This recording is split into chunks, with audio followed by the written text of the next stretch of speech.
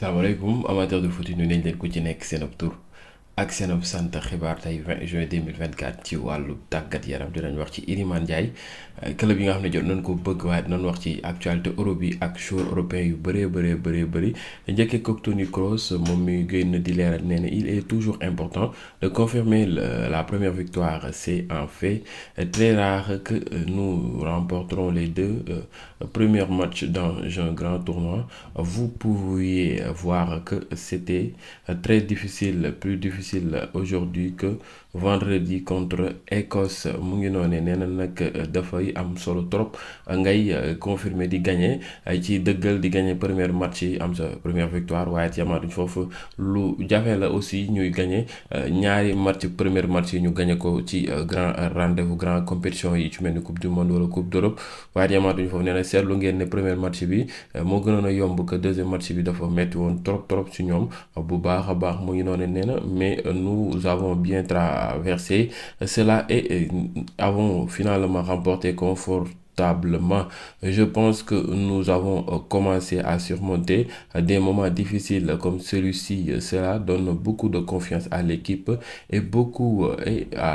et sera extrêmement important. Nee na vraiment góorgóorlu nañ ba surmonter obstacle yi ni mel bu metti bi nga xam ne jot nañ ko daje surtout contre Hongrie bi nga xam ne démb la woon waaye yamaatuñu foofu nee na actuellement daal loolu jox na leen confiance bu baax a baax pour ñu mën a continuer li des ci compétition bi. Parfois on peut être mené au score et alors il est important de réagir. C'était agréable de voir que l'équipe nationale est toujours capable de galvaniser le pays. Je sens qu'il y a une bonne unité et j'espère que cela nous mènera loin. Nee na mën ngay dawal lii di football ñu mëne la waaye te njëkk la jiital la bu baax a baax foofee nag dafay laajte nga am fulla ak fayda pour mën a revenir waaye yàlla def que ni actuellement ñoom ñu ngi jiitu di wane seen bopp bu baax a baax te it am nañ mën naa ni yaqin que ni mën nanoo gën a mobiliser gën a boole loole di dëkk bi di Allemagne ñu mën a yëngu bu baax a baax soutenir seen équipe nationale boobee di Allemagne waaye gis na ne ñoom jàpp na ne danoo booloo doon benn looloo mën a may réussite ci évolution bi nga xam ne moom la ñuy am noonu. Luka Modric nag démb seen nul bi Croatie 2 bi partout contre Albanie dafa am déception bu métti nee na nous dépendons du résultat de demain mais nous devons gagner quoi qu'il en soit et voir ce qui se passe. Nous croyons que nous pouvons le faire si nous jouons comme nous l'avons fait en seconde période, voire mieux. Ce sera un match très difficile. L'Italie est une grande équipe et ils sont très organisés. Mu ngi noonu nee na nag ñu bàyyi xel bu baax a baax résultat bi war am suba kooki tey jii sax la mën a doon kooki ñu naan ko Espagne ak Italie nee na nous devons gagner danoo war a gagner ci war ak lu mënti match bi nu mënti demee danoo war a gagner te it Italie doon na équipe boo xam ne équipe bu naqaree football la équipe bu mag la waaye te ñoom li war ci ñoom mooy ko def fulla ak fayda nga génn situation boobee nga xam ne ci la ñu ne kookee di Luka Modric Gundogan à propos de l'entraîneur des joueurs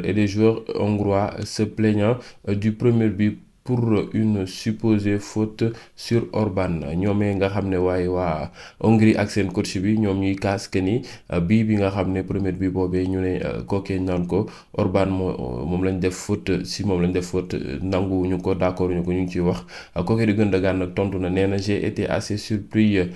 qu'il ou ses coéquipiers hongrois soient un peu en colère à ce sujet. Nee na nag mën naa ni xam naa mbetteel bu baax a baax ci joueur hongrois yi nga xam ne ni jotuñu d'accord ci choix bi nga xam ne arbitre jot na ko def. Nee na je sais pas à quoi cela ressemble à la télévision. J'ai joué en Premier League pendant 7 ans. Si vous donniez cette faute en Premier League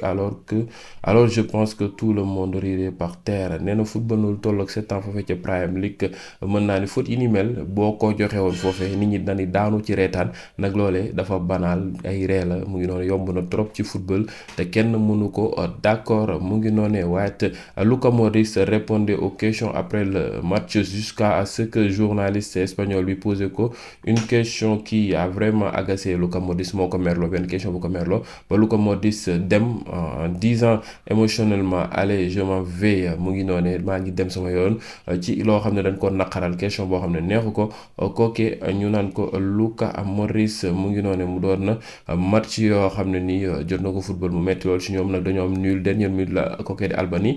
égalisé Copa América record statistique des équipes les plus grandes marge de victoire Argentine 12-0 Équateur 1942 oh loolu bëri na les plus d'apparition mu ngi noonu Uruguay 45 fois la joué le plus de buts marqués Argentine 465 buts le moins de buts marqués Jamaïque 0 but wow.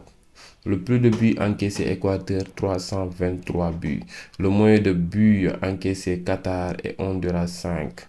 Le plus de buts marqués dans un tournoi Brésil 46 1949.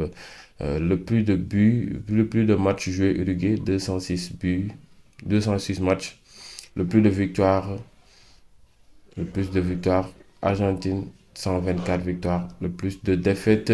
Chili 87 défaites, le plus de matchs nuls, le Paraguay 41 matchs nuls, le plus de points Argentine 425 points ñëw ci kooke di Iliman Ndiaye moom mi nga xam ne jamono ji Everton moo ci teg tànk ngir bëgg koo jënd mu ngi def kenn kàttanam ngir war koo mën a jële ko foofee ci Olympique de Marseille defaat retouram foofee ca Angleterre mbir yi xamuñu nu muy mujjee lépp lu ci mënti am nañ leen tegal lépp ci taal bi en tout cas option bu baax la nag Marseille foofee am fa temps de jeu bi war te it la nga xam ne moom la doon wane foofee ca deuxième division anglaise di championship jotu ko faa wane ñu ngi xaar nag peut-être bu demee Angleterre na retrouver niveau retrouver façon jeu bi nga xam ne moom lañ ko xamee woon kookee di Iliman Ndiaye mu ngi noonee gars yi ma leen xaar ci commentaire yi nan ngeen gisee en tout cas mbir yaa ngi avancé te Everton jàpp ne mën na am réussite ci kookee di Iliman Ndiaye am na yootul club anglais yoo xam ne te aussi bëgg nañ ko ñu ngi siy teg seen tànk pour war koo mën a jënd jaa ngeen jëf gars yi ba beneen yoon ci yeneen vidéo merci à vous jaa ngeen jëf. bienvenue ci sama global business sama gars yi namoon naa leen sas beeg yéen tamit namoon ngeen ma tey nag dama leen indil invité bu spécial ci sama 5e numéro bi ñu gën koo xamee ci Pa Assane Gueye lébu borom Mbolaay ndeysaan Pa Assane ñu ngi lay ziar. Alaaji Samu delloo ziar di la jox sa wàccuwaay di baalu ñëpp àq nag ci weeru koor gi nga xam ne ci lañ nekk baal nañ ñëpp àq yàlla na yàlla boole baal ñu fekk ko ay déwéni déwén di rafetlu nag invitation bi nga xam ne moom nga ma defal nga doon sama nit ku baax ku yàgg si sama vidéo di nga xam kan mooy Samu global business li tax ma kontaan ci yow mooy que sama yenn abonné yi nga xam ne vraiment dañ may contacter ne ma Pa Assane publicité yi nga defal Samu ñun rëccuwuñu ko nag gis nañ portable yu am solo yi nga xam ne jot nañ leen cee jox tee nañ ko lu yàgg mujj ñu see am benn problème loolu nag dama la ciy remercier nag rafetal nga sama image merci à toi. jërëjëf yow yaa ñu yombalal loolu sama waa ji. yow doo nit. Alaaji Samu ñu jublu ci question yi nga xam ne dama ko indaale tey. ba may ñëw nag gis nga sama dos portable dafa toj ñu bëri nag dañ ma koy laaj ba xam Samu est-ce que c'est possible nga yore sa portable boo xam ne soit dos bi dafa toj wala soit écran bi dafa toj nga mën a ñëw def échange et tout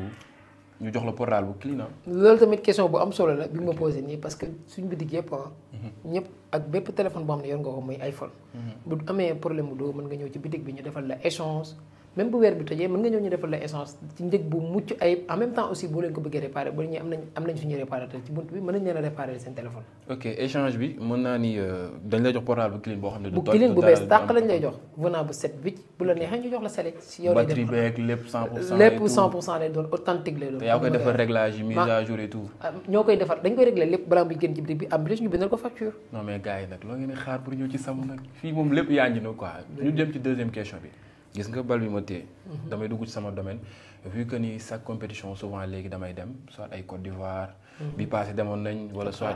Qatar bi nga xam ne weesu na jotoon nañ dem ci coupe du monde. dëgg la te compétition yu mel noonu ñun ci milieu bi ñu nekk audiovisuel bi dañuy soxla ay vidéo montage ak yooyu tu vois te gis nañ ne damay faral di dégg gars yi naan caméra ak loolee di ordinateur boo ko boolee iPhone mën na liggéey loolu yëpp. loolu lu am solo la parce que boo leen xoolee ci sama vidéo yi am na ñu ma ko doon posé même question bi sauf que c'est intéressant nga posé ma ko yow parce que tout le temps yaa ngi ciy yëngu affaire yi dafa nekk à partir de 13 dañ ko liggéey bu exceptionnel boo xam ne